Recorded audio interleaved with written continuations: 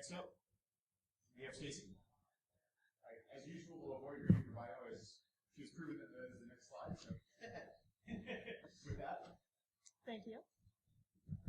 All right. Can everybody hear me? There's also a wireless one up there. All right. You have to get pretty close to this. Oh, man. Is this better? Yes. All right. I can work with this. So, good afternoon, everyone. So, still can't hear me? No. The wireless one off or? Also, I know my feet are a little low. You can be taller. Constructive. Good as I'm looking. All right. Can you hear me now?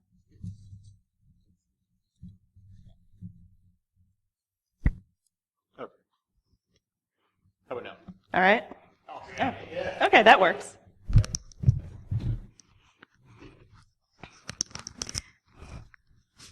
Okay. Good afternoon, everyone. So, oops. For those of you who don't know me, hi, I'm Stacey. So, requisite number of certifications and degrees. I've been doing this for a good number of years at this point. I'm 18 years into all this lovely IT stuff. So, at present, I work at NIST. I'm also part of Maryland Defense Force Cyber Unit. So, get to do some fun things. Principally, I'm doing risk assessments and securing our assets from outside threats. So, I'm part of the defense side of things. Also aligned with Nova Hackers and Unallocated Space, some of our lovely hacker organizations back in the DC metro region. And just this past weekend, I became an Iron Man too. So, yeah, we have some crazy people in this industry.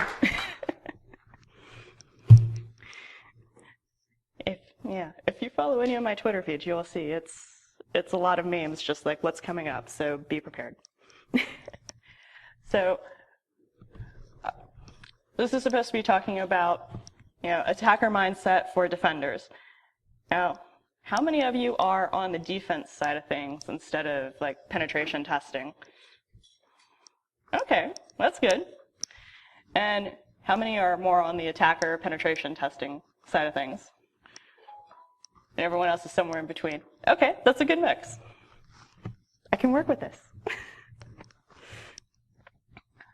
So, one of the things we tend to see is that, we don't really have an attacker mindset on the defense side of things. We tend to just be methodical, go through, here's our compliance, here's our checklist, implement things, and we're good to go. There's not a lot of thinking evil. So,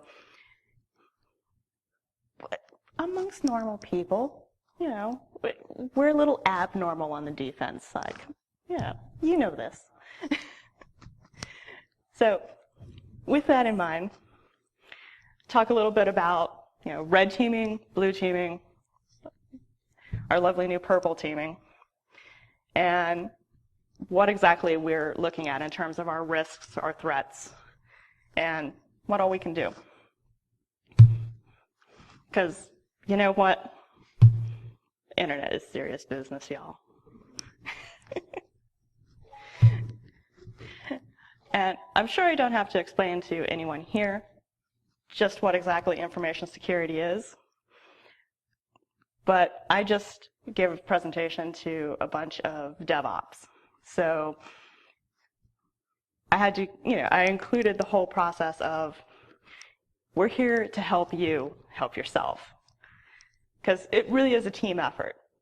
And we're not the bad guys, although security is often thought of that way.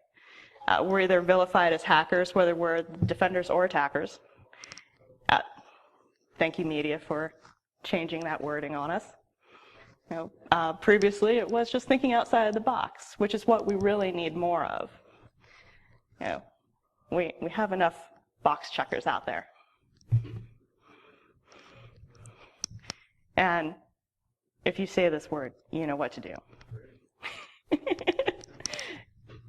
Information security is where it really is. But if you have to explain it to someone, they will understand this.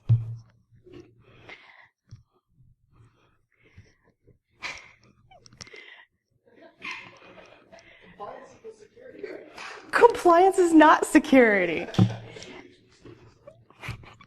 And if you actually look at the Rev 4 for the NIST 853, it actually includes in there that, compliance isn't security. The purpose of compliance is to keep us on a common thread, moving forward, so that, our systems have a commonality for security, that we can trust one another.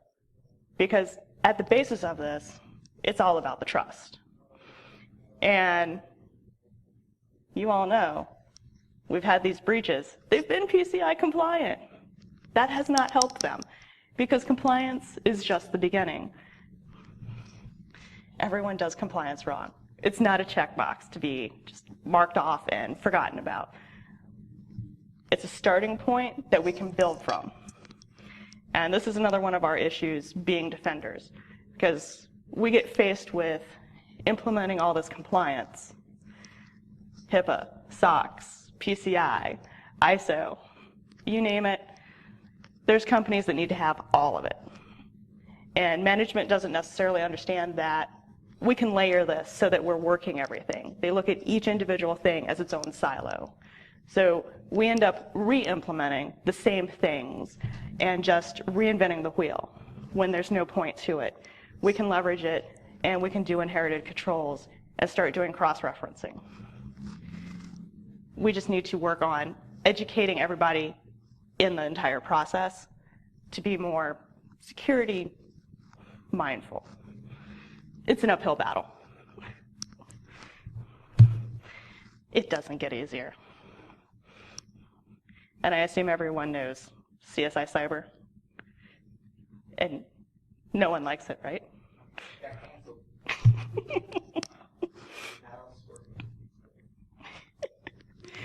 It was still better. Scorpion was better. That's true. So, along with this, we have people that fall under the compliance officers. This is part of my day-to-day. I review risk assessment reports, our lovely Nessus output, and other output from tools. You have to be constantly identifying what's the issues on your network, what's false positives, what's really out there. Because things change. People don't do their patches. If you looked at one of the recent Verizon, DBIRs, they had stuff from 1999 that there were vulnerabilities out there that had been exploited. So you have stuff that's out there that who knows when it was updated. And people just aren't cognizant of this. Or they've gotten busy, because our sysadmins have a lot of work to do.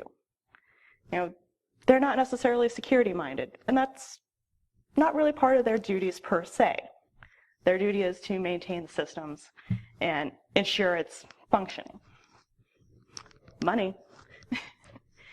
But we still need to integrate into all these fields, thinking more like the devious attacker. Hey, I didn't do my patch cycle this month, so where's my weakness now? Because there's something new every month, but it's not really the hottest new 0 day that's going to end up getting you compromised. It's going to be your patches from a couple years ago. Right? I told you this would be entertaining. So with that, let's make it a little more interesting. Because, hey, what are we all here to do? Hack the planet. Everyone wants to be an attacker, right? So what does that usually tend to mean for us? For us, this is generally penetration testing. But not everyone needs this. From the defender's point of view, we end up getting a lot of well, adversarial relationships going. Because whether it's an internal team or it's an external team, you're fighting them because they're grading you. And this is a perception. We're being graded on how we have secured our systems. So immediately, we don't like you. So clearly, we need to work on changing that perspective. Part of the purple teaming approach is working with everybody so that we're not being adversaries. We're using this as a learning opportunity. We're making it full cycle, to turn it into a more holistic approach. We want everybody, to do their job and be awesome at it without thinking that, hey, you didn't apply patches last month. That's just not going to work. It's that give and take. Because we can always learn something from both sides of it. I mean, our attackers aren't necessarily doing the best they can as attackers. They miss things too. It just happens. The hardest part is starting to think like the attacker. So my career, I started out doing Unix, Linux system administration before I moved on into security. Well, I had some of the think evil processes going. Yes, I know, shocking, right? But it wasn't fully there. Now if someone starts talking about, hey, I want to implement, this project, can we use, Puppet or Docker?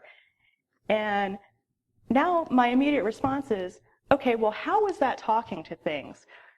Where is there a communication where there's a trust level, and how can I exploit that?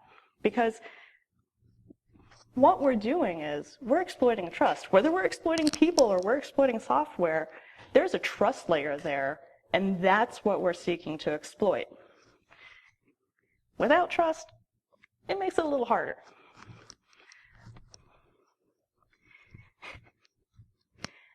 But sometimes we need trust. I say compliance isn't security, and it isn't. But it gives us a baseline for where we can start building that trust level. If you've certified a system according to a certain level, whether it's low, moderate, or high, I know the baseline of what security you have actually implemented on that system.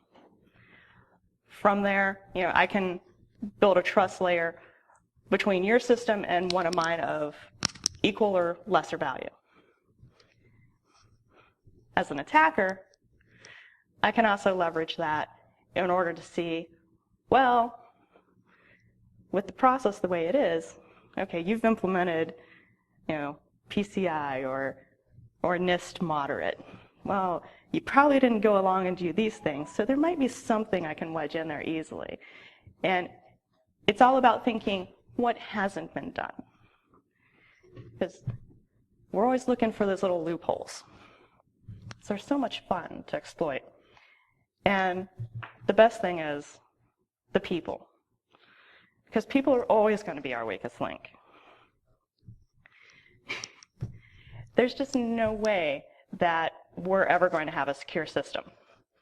And this is why security is so important, because technology has taken over our lives.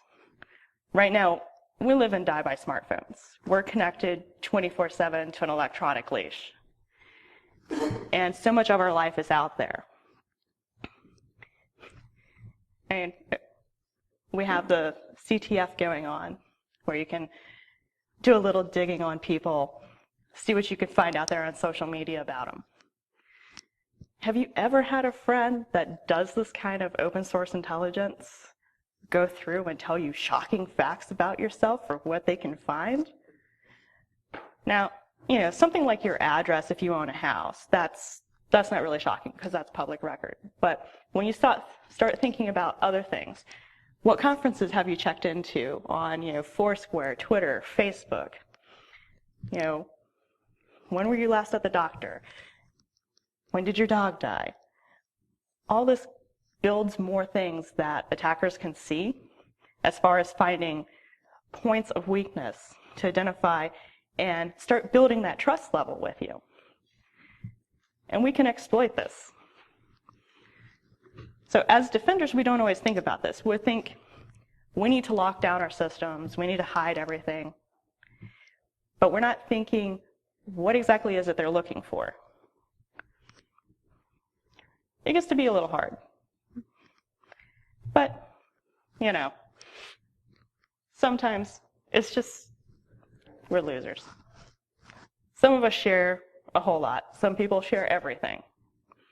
And it's up to everyone to decide how much you really want out there. Just know it puts you out there at a weak point.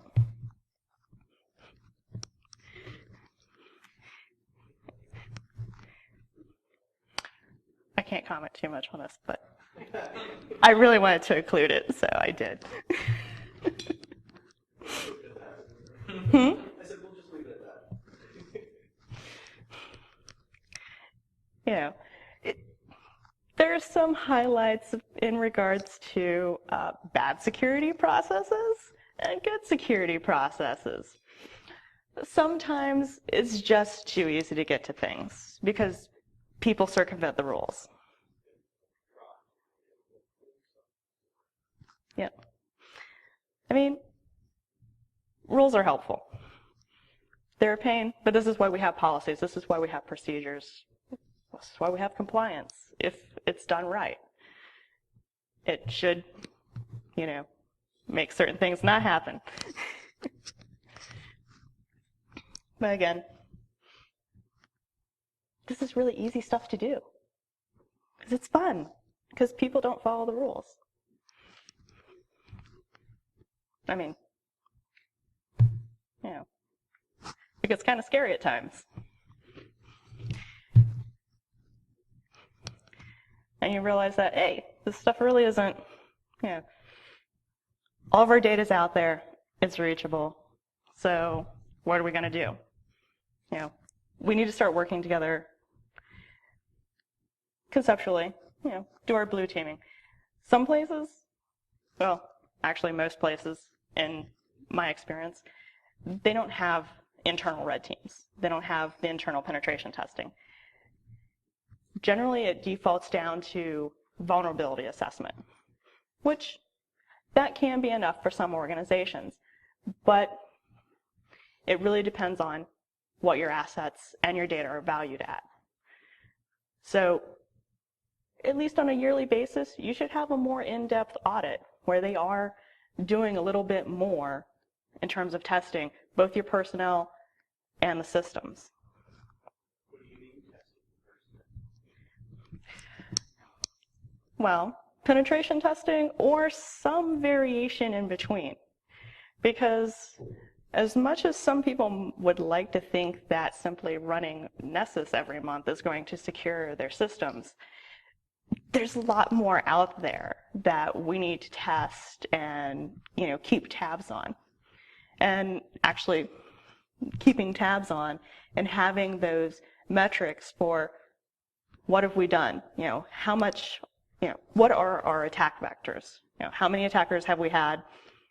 And how many have been successful? Well, if you can even tell. And that's always the hard part.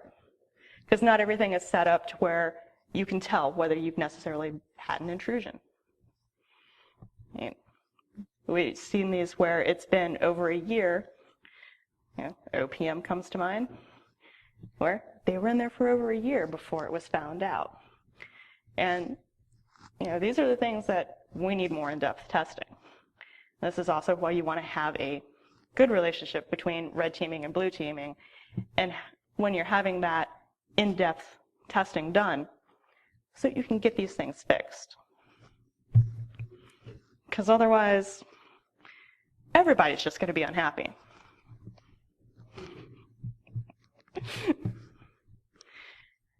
I'm sure you're all familiar with what are our primary targets. And this is pretty much everything out there.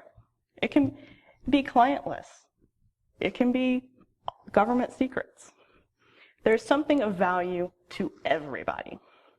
And it's not necessarily what you think may be of value to you. Your competitors, they'd really like your client lists and what you're paying to your suppliers, because that's going to give them an advantage when they go negotiation. So there's a lot more things that we have to think of in terms of where our vulnerabilities lie.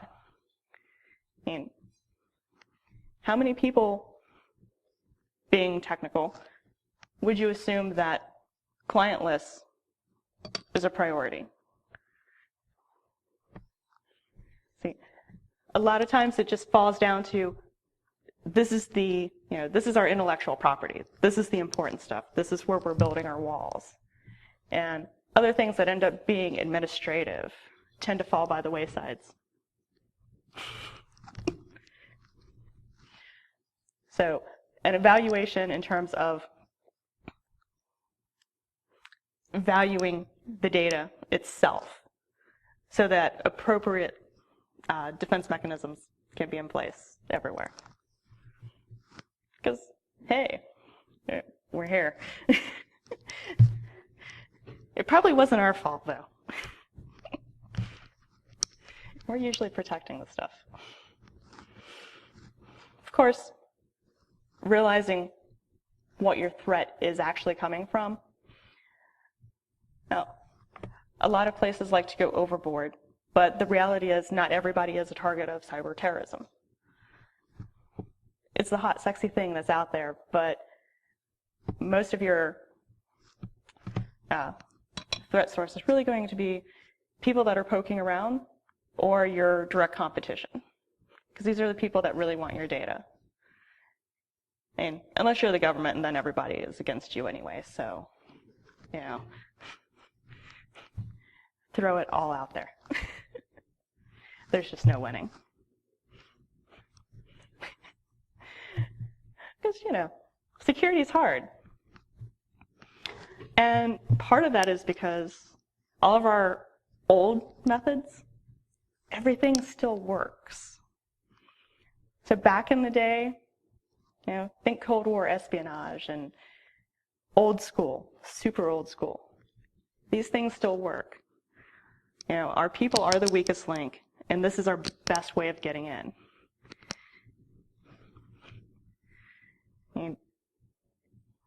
This includes everything, as far as, we have our old vulnerabilities, and as far as, going up and making friends with a low-level employee, because maybe they don't have direct access to what you're interested in, but they have access to the network. And if you can get on it, then you can leapfrog.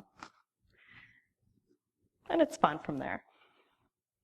And I already covered open source intelligence, but there's a lot out there you can find, besides just people. If you go look at government RFPs, sometimes you can actually get a really good idea of what their networks break down to. So there's a lot of data that's put out there. It's just part of the usual business process, but it can be manipulated in ways that, your business personnel may not consider this. It's not a weak point, it's just business. We need a quote for 50 Windows systems running this type of server hardware and software. That's great. But now I have an idea of the footprint of your network without really doing anything besides seeing what you guys put out for an RFP.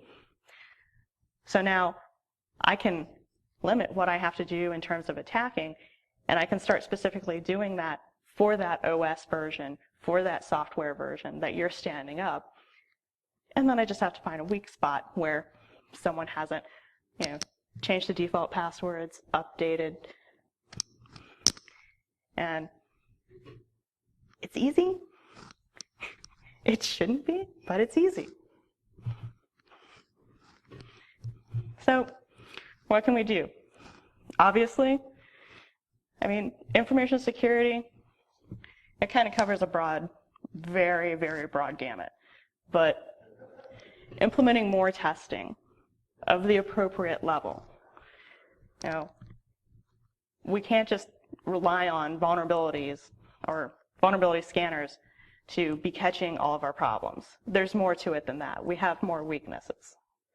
And we need to start leveraging our professionals that we have to come in, do those tests, and find those weak spots so that we can fix them before our real attackers come in. Obviously, physical and personnel security is always an issue. People are the weakest link, and this is something that everyone just gets, it gets beat into you. Annual training, it really isn't enough, because we all know we just sit there and we click until we're through with it, because it was the same slideshow last year as it is this year. With that, we need to do more interactive training so that they start thinking, oh, you know what, maybe I shouldn't click on this link. Maybe this African prince doesn't really want to send me a few $1 billion. These things still work. They're tried and true, and they still work. Because you know what? Cybersecurity, it's hard. Attacking's easy, but implementing good security. I got memes for days.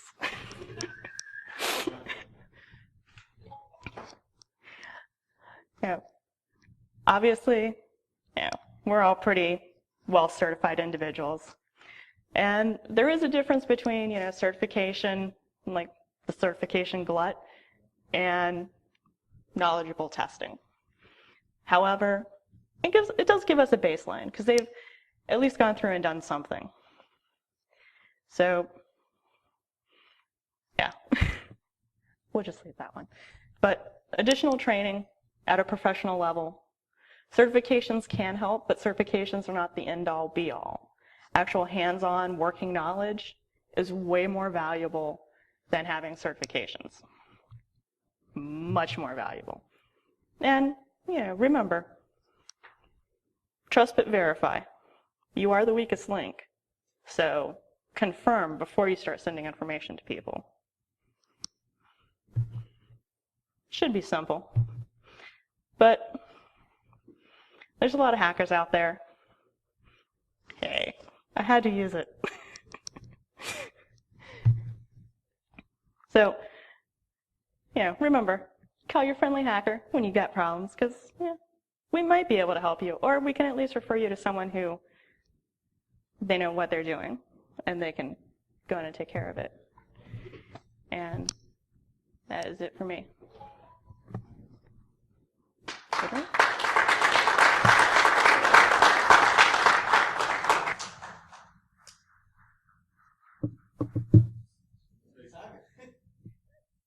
Yes.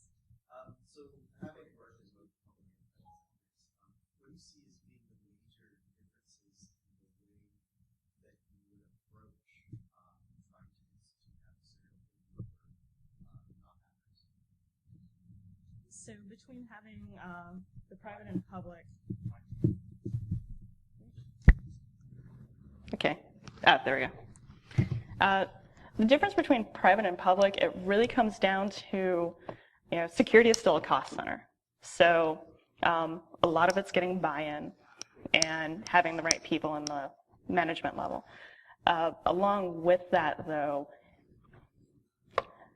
you get a lot of pushback in some places. Let's say DoD is a great place to not get pushback because there's directives.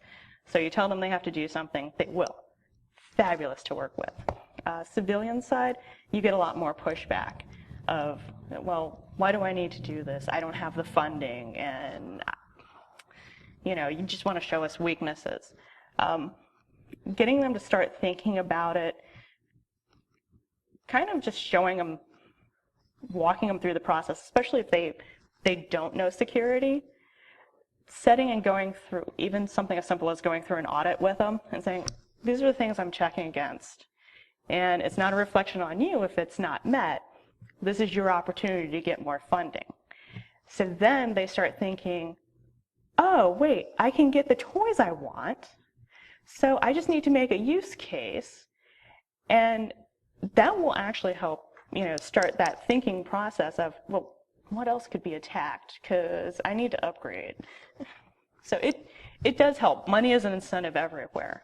And just getting it in terms of where people don't feel like you're attacking them and being at fault for something that a lot of times it's, I mean, unless they've completely missed 5 years of patch scheduling, you know, sometimes it's simply just hardware and software issues that it wasn't implemented correctly.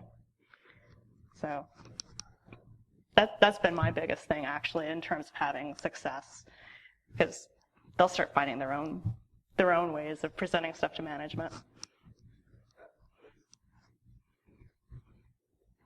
Anyone else? Cool. Grex. What's your favorite type of run? What was your time? I finished at 11:26 p.m. I started at 7 a.m.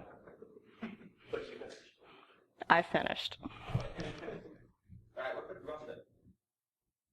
What type of? Clear rum, spice rum, you know, what kind of rum? Right now, clear.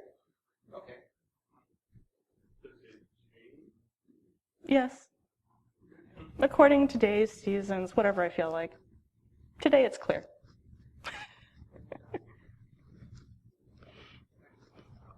And if you want to see the medal from Ironman Texas, I do have it with me, and it's huge. So I will throw that out there.